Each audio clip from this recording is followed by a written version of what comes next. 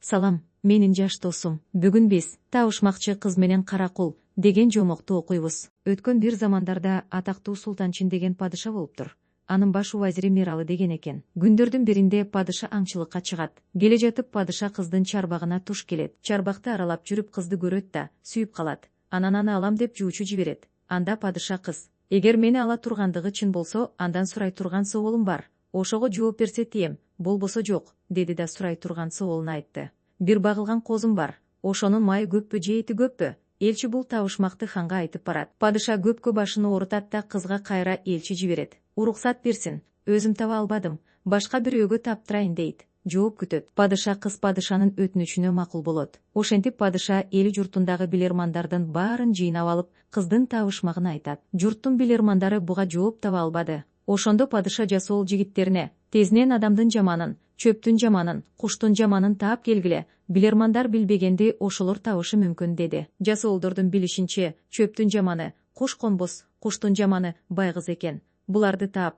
эми адамдын жаманын издеп жүрүп, аш болуп жаткан жерге келишти. Оокат жегенден кийин кемегенин башында баштан кулак, шыйрактан туякта тийбей жүргөн кара кулду көрүштү да, адамдын жаманы ушул болсо керек дешип, аны падышага алып бармак болуп сүйрөп жөнөштү эле. "Мени кайда алып барасыңар?" деп сурады кул. Ошондо жасоолдор: "Сени падышага алып барабыз. Ал чөптүн жаманын, куштун жаманын, адамдын жаманын таап келүүгө буйрук кылган. Чөптүн жаманы деп куш конбосту, куштун жаманы деп байгызды, адамдын жаманы деп сени алып баратабыз" дешти. Ошондо кул муну айтты: "Андай эмес, жигиттер, угуп алгыла. Чөптүн жаманы куш конбос эмес, эбелек. Анткени аны жаксаң да жалыны жок, өчүрсөң гүлү жок. Куштун жаманы байгыз эмес, сагызган. Адам жаманы мен эмес, үй күчүк күйөө". Бирок булардын бири да падышага жооп бере албайт. "Мен жооп берем. Өзүм байдын кулумун. Баа 1000 дилде. Ошол бааны берип сатып алса, мен падышага барар элем" деди. Жасоолдор кайра барышып падышага кулдун сөзүн айтышты. Падыша бул сөздү угары менен кулду сатып алып келүүгө буйрук кылды. Кулдун ээсине 1000 дилде берип алып келишти.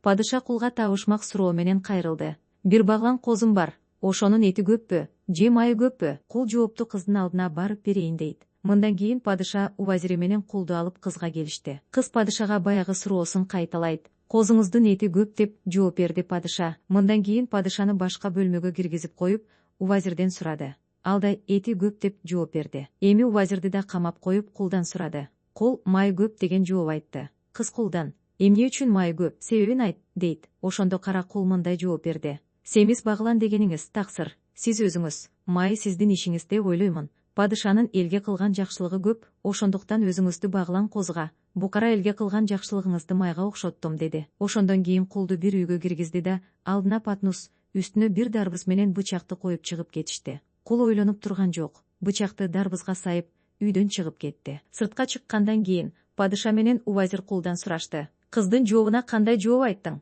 "Менден эч нерсе сураган жок. Эч нерсе билбейм" деди кул. Эмне деп жооп айтканын жашырган кулду падыша дарга асууга амир кылды. Ошондо да кул чындык сөзүн айткан жок. Кулду асмак болуп, даргага алып жөнөшкөндө бул кабар кызга угулат экен. Падыша кыз баягы дарбыз менен бычакты колуна көтөрүп келип, кулду асмак болуп жаткан дарганын түбүнө жарып салып, үн жок, сөз жок кете берет. Ошондо кул: "Эми мени падышага алып баргыла" дейт. Кулду падышага алып келишет. Ошондо кул чындыкты айткан экен. "Мен кыз падышанын соолуна мындай жооп бердим. Багылан козу дегениңиз сиздин өзүңүз, май дегениңиз букара калкыңызга кылган жакшылыгыңыз. Дегисинде падышанын букараларга кылган жакшылыгы көп деп ойлойм". Мындан кийин падыша кыз бир дарбыз алып келип берди. Ага кошуп бычак коюп кетти. Анын мааниси ушул бычак менен мууздаса да эч кимге айтпайм деген белгим эле. Ошондуктан бул сөздү силерге айткан жокмун. Эгер падыша кыз дарбызды дарганын түбүнө алып келип жарбаса, өлсөм да айтпайт элем. Кыз падышанын соолун тапканымдын дагы бир мааниси мында: эгер мага жакшылык кылып дарбызды жарбаса, мен өлөт элем.